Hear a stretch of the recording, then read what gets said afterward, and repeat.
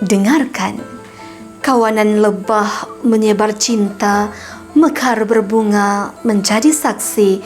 Ainun Nasibah mengorak kata, pinjamkan telinga. Hayati resensi. Hai, Assalamualaikum keluarga Malaysia.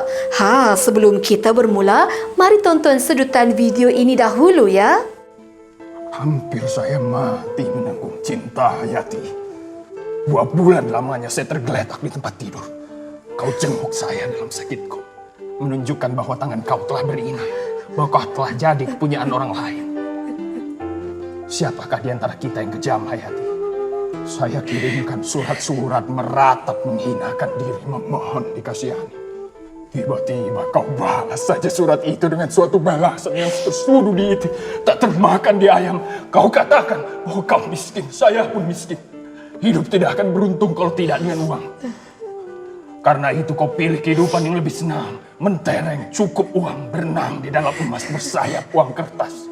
Itulah sedutan kisah lakon layar filem yang bertajuk Tenggelamnya Kapal Van de Wyck. Skrip yang diutarakan oleh pelakon sebentar tadi hampir sama dengan manuskrip asal daripada novel Tenggelamnya Kapal Van de Wyck karangan Hamka. Hamka atau nama sebenarnya Haji Abdul Malik Karim Amrullah dilahirkan di Minangkabau, Indonesia dan merupakan antara tokoh sastra agung di sana. Karya beliau iaitu buku Tenggelamnya Kapal Van de Wyck ini adalah merupakan manuskrip terjemahan ke dalam bahasa Malaysia oleh PSN Publications.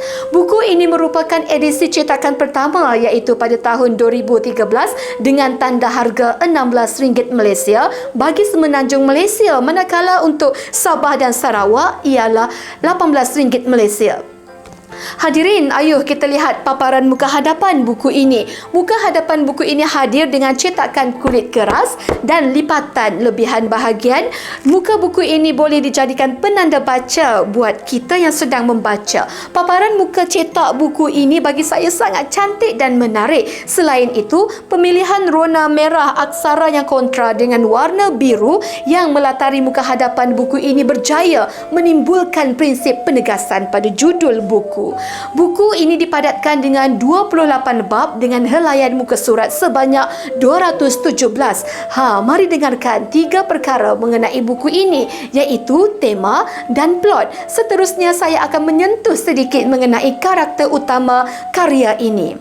Hadirin, tema buku ini berkisarkan tradisi atau adat yang teguh dipertahankan meskipun tidak sesuai dengan syariat Islam dan akal. Adat seperti perkahwinan yang berbeza latar belakang tanpa darah tulen Minangkabau yang dianggap tidak bersekedudukan dengan orang yang mempunyai darah tulen Minangkabau dikritik dengan hebat sekali oleh Hamka.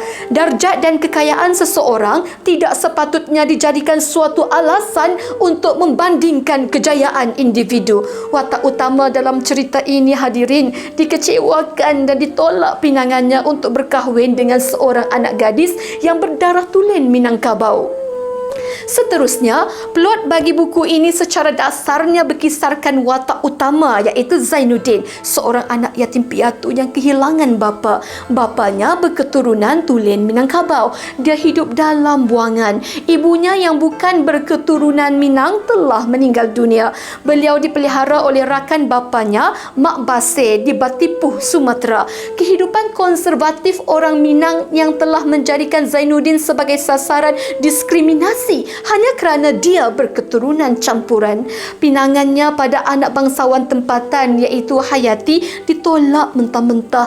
Akibat patah hati, dia pergi membawa diri dan mula menekuni bidang penulisan. Zainuddin telah mencoretkan cerita peribadinya dalam bentuk penulisan dan telah berjaya menggamit ramai pembaca, lalu mula menempa nama dalam bidang penulisan. Zainuddin kemudiannya menjadi kaya menerusi penulisannya dan bertemu semula dengan Hayati yang dihenyak masalah dengan suaminya Aziz. Aziz kemudiannya meninggalkan Hayati, lalu Hayati pula cuba mendapatkan simpati Zainuddin agar mengahwininya.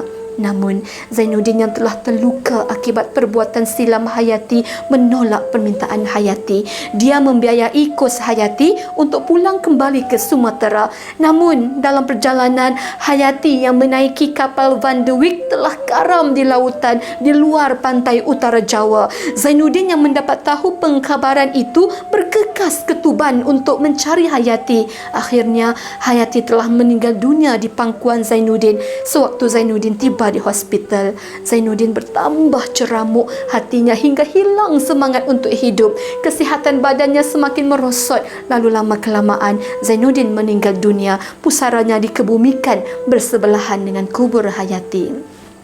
Hadirin, penceritaan yang sedih begini digarap bijak menjadikan karya ini adalah karya yang diangkat menjadi antara karya agung Hamka. Isu kritikan mengenai amalan adat dan tradisi yang diamalkan di Indonesia telah menjentik kesedaran dan dalam masa yang sama mula memudarkan amalan tradisi yang tidak bersesuaian dengan syariat Islam. Intihannya, novel ini memaparkan perjalanan watak dengan baik sekali dan garapan penulisan penuh penelitian menjadikan pembaca dapat meletakkan diri mereka dalam susah dan senang kehidupan Zainuddin. Buku Tenggelamnya Kapal Van de Wyck ini adalah novel yang perlu anda hayati dan ditelaah sendiri. Jadi ayo, dapatkan buku ini dan rasai sendiri penggambaraan penuh onak dan duri dalam kehidupan sebagai seorang insan yang berketurunan campuran. Itu sahaja daripada saya. Sekian, terima kasih.